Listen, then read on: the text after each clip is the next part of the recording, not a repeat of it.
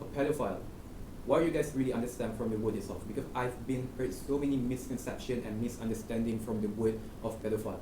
So basically, a pedophile is a person who is sexually attracted to a kid at the age of 13 and below it. Hi, and a very good evening I bid to everyone. My name is Muhammad Hafizuddin bin Hamzan, and with the IA 190026 as my matrix number.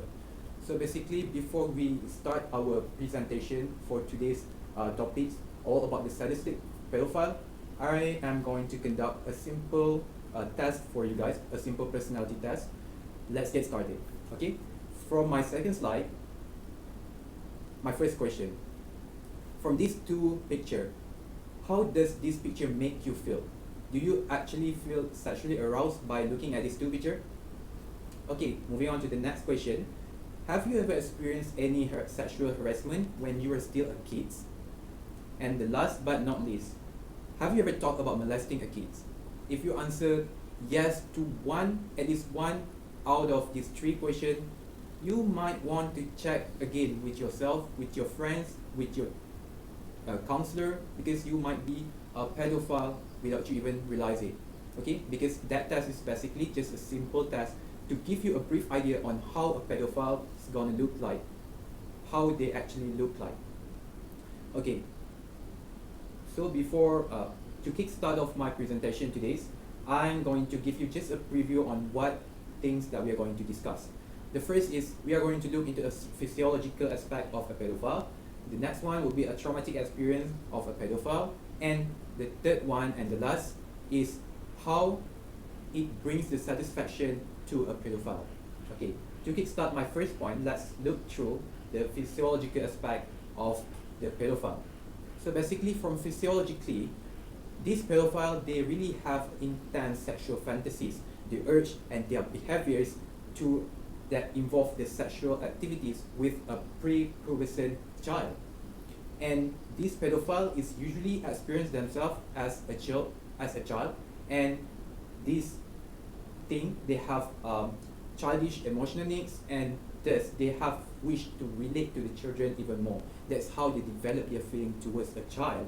And then from psychologically, these pedophile really have they usually use the child pornography to fulfill their lust, as masturbating material. And last thing is, this psychologically, they are awkward. They tend to be awkward, and they have poor communication skills, and this will lead to the problem when they are developing a sexual relationship with their partners. Okay, that's all for the psychologically of a pedophile. Let's moving right along. Let's look at the traumatic experience by a pedophile.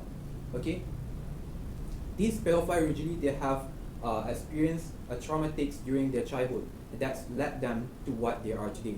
For example, they are experiencing sexual abuse, physical and environmental abuse. How? They usually get this when they are having parents with mental disorder. This thing is frequently we see in every of the case of a pedophile, and their sexual preference may be affected by the conditioning process. What is that? Okay, for example, you are being this kid, a guy, and being sexually molested by a guy, and adopt a guy, and that will lead him to have the sexual preference towards a guy when he's becoming a pedophile. Okay, that's vice versa to when a girl. Okay, and then now that I have explained to you about the background of the pedophile, and aren't you curious what actually brings them the satisfaction by being a pedophile? Okay,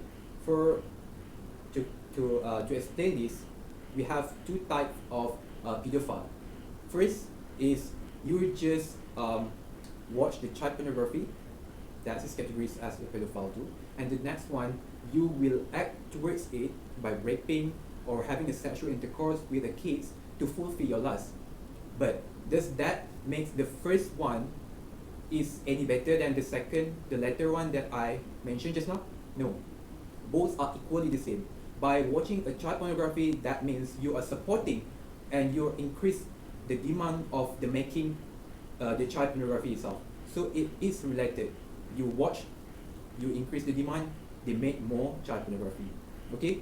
And then the satisfaction, what bring them the satisfaction? So basically, this I already explained in my first point just now. They tend to have a poor communication skill with their partners. So this will give them the low self-esteem when developing in the relationship, and this will lead them to be a pedophile. So by relating to a child is congruent as it gives them the feeling of power and control. This is when they this bring them the satisfaction of being a pedophile. And then their relationship to children basically will help this pedophile to overcome the sense of shame, humiliation, and the powerlessness they had experienced as a small kids at the hand of an adult they experienced back then during their childhood. Okay, so the members of public, they are right about the causes of pedophile. Though they might seem normal in public, but in reality they are much more complex than what we see it is.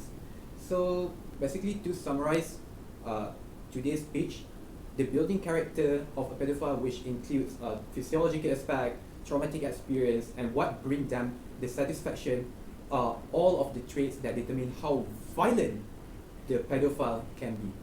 So, and however, it's not impossible for one to get out from the pedophile spectrum, but it is always easier said than done, right? So basically, this society really need to place their role in helping this pedophile to regain their consciousness back. And this is because usually the attempt for to advocate the pedophile has been smeared by kind of several times as a cover attempt to apologize for the child-adult sex. And my last word, a wise man used to say, everyone make mistake in life, but that doesn't mean they need to pay them for the rest of their life, right? Because sometimes good people make mistake too, and that doesn't make them a bad person. That makes them a human. I think that is all for today. Thank you.